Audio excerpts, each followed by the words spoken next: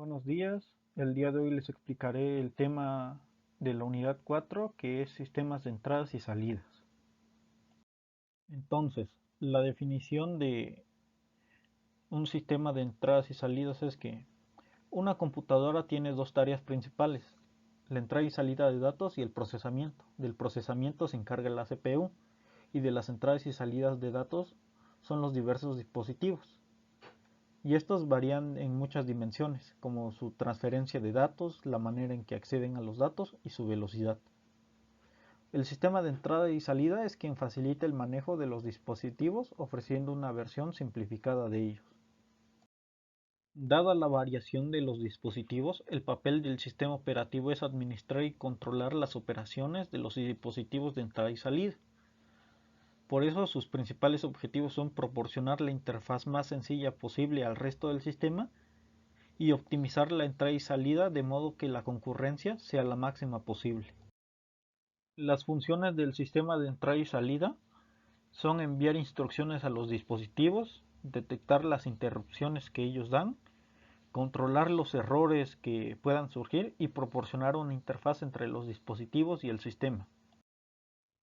Un dispositivo de entrada y salida es un dispositivo capaz de interactuar con los elementos externos a ese sistema y se puede clasificar en dos grupos, de bloques y de caracteres. Los dispositivos de bloque almacenan información en tamaño fijo, cada uno con su propia dirección, y cada bloque se puede leer o escribir de manera independiente que los demás bloques. Y un dispositivo de carácter envía y acepta un flujo de caracteres sin importar la estructura de ese bloque. Entonces, los dispositivos de entrada y salida se agrupan de la siguiente manera: en interfaz de usuario, de almacenamiento y comunicación. Los dispositivos de interfaz de usuario permiten la comunicación entre el usuario y la computadora. Los dispositivos de almacenamiento permiten almacenamiento no volátil de memoria y los dispositivos de comunicaciones permiten comunicarse con otras computadoras a través de la red. Las formas de uso de los dispositivos pueden ser las siguientes: síncronos, que están sincronizadas con el CPU; asíncronos, que están desincronizadas; compatibles, que varios procesos pueden compartir el dispositivo; dedicado, que son usados solo por un proceso, que pueden ser también para lectura y escritura, o solo para lectura, o solo para escritura. A continuación hablaremos del hardware de entrada y salida necesario para que se haga una conexión, que es un puerto, un bus y un controlador. Un dispositivo se comunica a la máquina a través de un puerto de conexión llamado puerto. Un puerto de entrada y salida está compuesto de 4 registros denominados: registro de estado, que indica la disponibilidad o los errores que tenga el dispositivo; registro de control, que inicia los comandos o cambia el modo de dispositivo; registro de entrega o de entrada, que se usa para recibir la información; y registro de salida, que es a donde se usa para la salida de los datos. Si uno o más dispositivos usan un conjunto común de alambres, la conexión se llama bus. El bus que conecta los componentes principales de una computadora, que es el procesador, memoria y dispositivos de entrada y salida, se llama bus del sistema, que es el que utilizan los dispositivos de entrada y salida. Los manejadores de dispositivos, también llamados controladores o drivers. Estos gestores son los únicos en tener en cuenta las características de los dispositivos. Cuando instalamos una impresora, por ejemplo, aunque la conectemos, no va a funcionar hasta que le instalemos el driver. Este, cuando se instala, se incluye al sistema operativo como un módulo más y se vuelve parte de él. Las rutinas de entrada y salida realizan las comprobaciones necesarias sobre la operación que se va a realizar y hace la petición de servicio al driver correspondiente, que será él quien efectúe la operación.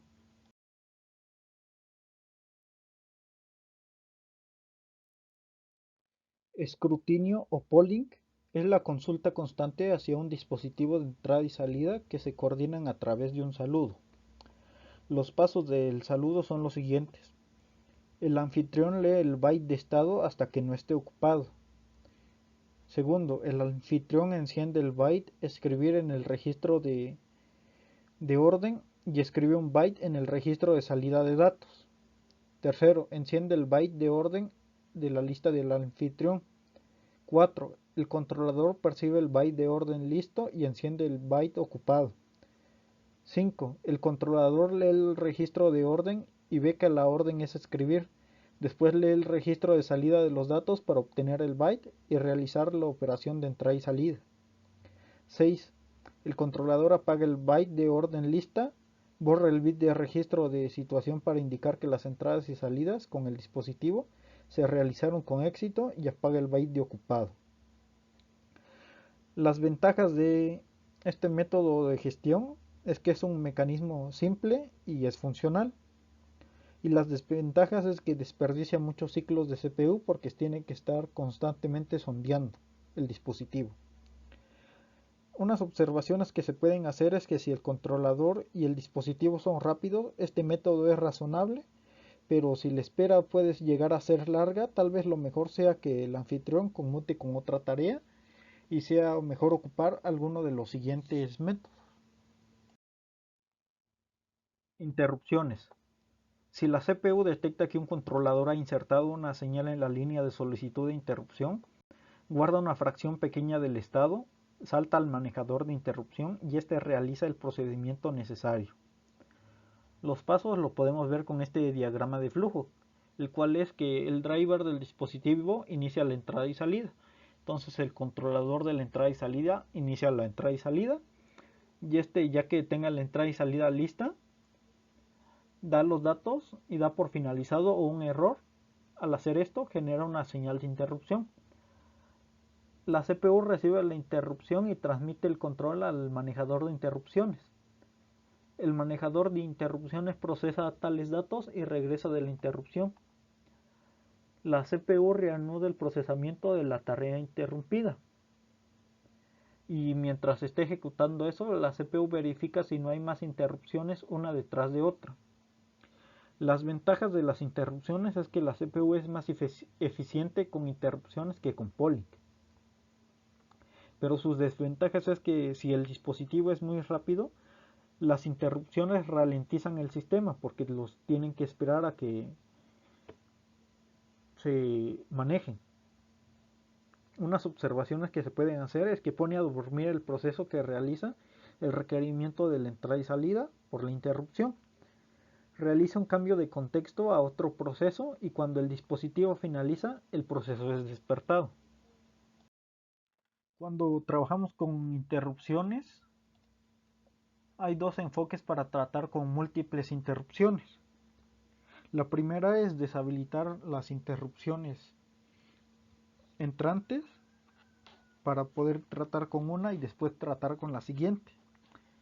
Pero esto puede quitar atención si las nuevas interrupciones que aparecen tienen más prioridad o son para tratar con cierto error que surgió al tratar con una interrupción. El otro enfoque sería que si hay una interrupción hay que tratarlas con prioridades para que cuando llegue una nueva interrupción con más prioridad se pausa la actual y se atiende la que tiene más prioridad para así solucionar el problema mencionado. DMA o acceso directo a memoria. Es un hardware dedicado a realizar las copias de datos entre las memorias del sistema y los registros de datos de entrada y salida. Los pasos para realizar el acceso directo a memoria son: 1. Se ordena al driver del dispositivo transferir datos del disco al buffer que está en la dirección X. 2. El driver le ordena al controlador del disco transferir C bytes al disco al buffer que está en la dirección X. 3. El controlador inicia la transferencia por DMA. 4. El controlador de disco envía cada byte al controlador de DMA. 5.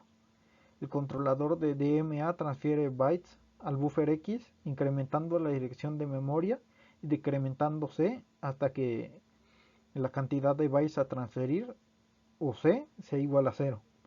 Cuando se copian todos los bytes, el DMA interrumpe la CPU para indicar que finalizó la transferencia. Las ventajas es que Es mucho más eficiente la CPU porque tiene poca o nula interacción mientras se está realizando este proceso.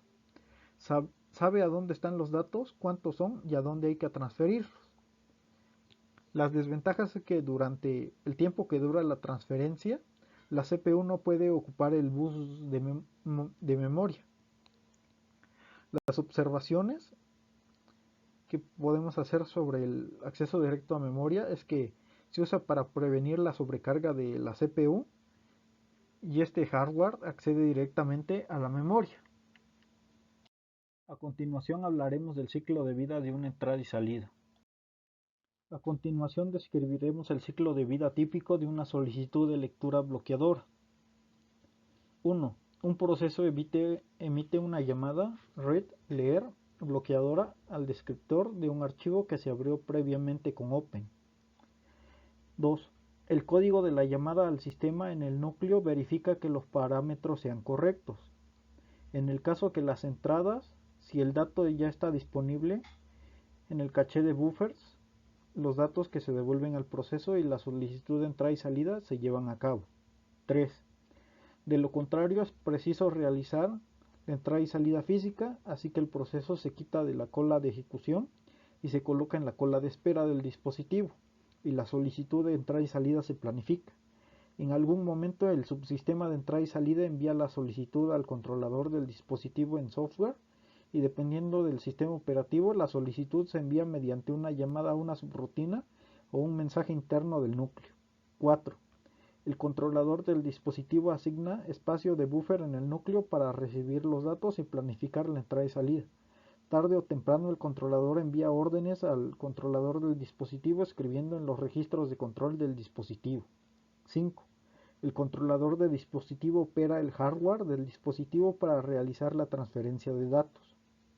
6. El driver del dispositivo podría realizar escrutinio para obtener información de estado y datos, o podría haber establecido una transferencia DMA a la memoria del núcleo. Supongamos que la transferencia corre por cuenta de un controlador de acceso directo a memoria, que genera una interrupción cuando la transferencia termina. 7. El manejador de interrupciones correcto recibe la interrupción a través de la tabla de vectores de interrupciones, almacena cualquier dato que sea necesario, envía una señal al driver y regresa de la interrupción. 8. El driver recibe la señal, determina cuál es la solicitud de entrada y salida que terminó, determina la situación de la solicitud y envía una señal al subsistema de la entrada y salida del núcleo para indicar que la solicitud ya se atendió. 9. El núcleo transfiere datos o códigos de retorno al espacio de direcciones del proceso solicitante y pasa el proceso de la cola de espera a los procesos listos.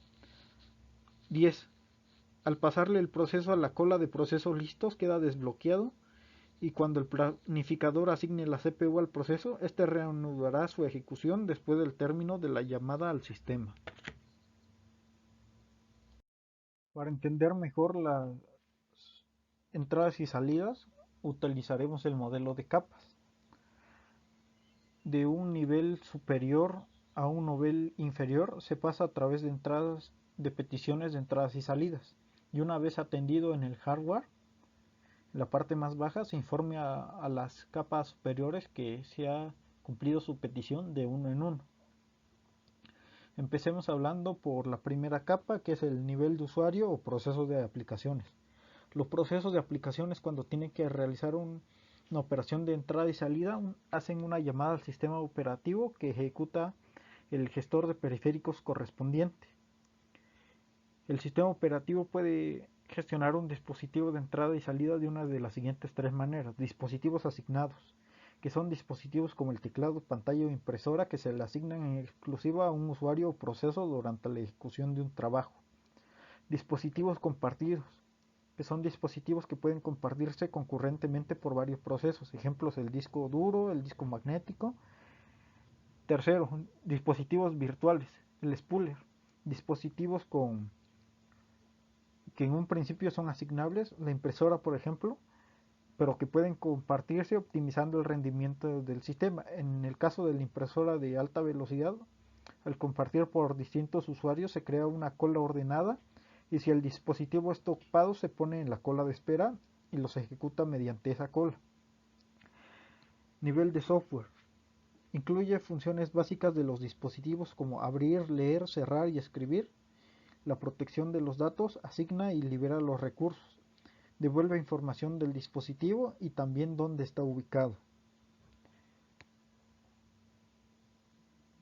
El nivel de la organización física. Este tiene en cuenta las características específicas de cada periférico, como son su velocidad, su número de sectores, si está ocupado o no, a qué velocidad corre, su tiempo de respuesta. Y ahí se convierten las direcciones lógicas a direcciones físicas concretas. Seguimos con el siguiente nivel, que es el nivel de gestión de software del dispositivo hardware o driver. En este nivel se generan patrones de bits concretos para interactuar con el hardware. Un ejemplo, si se le manda una orden de leer, este comprobará que está prendido, si no, arrancarlo y posicionarlo en el lugar correspondiente para la lectura. Y solo los drivers deben conocer las características completas de los dispositivos. Estos también se encargan de las interrupciones, pasar los procesos, y en la mayoría de dispositivos inician y terminan con interrupciones. Y el nivel del hardware, que incluye los elementos físicos, que son los controladores de DMA, procesadores de entrada y salida, chips, y las cosas que realmente hacen el trabajo de la entrada y salida.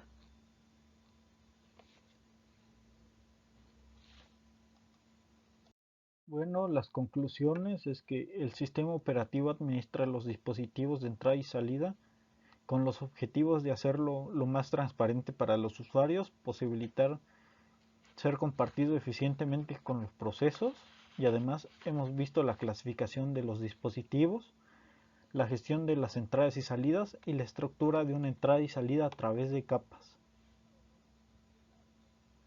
Espero hayan disfrutado el video y aprendido algo. Gracias.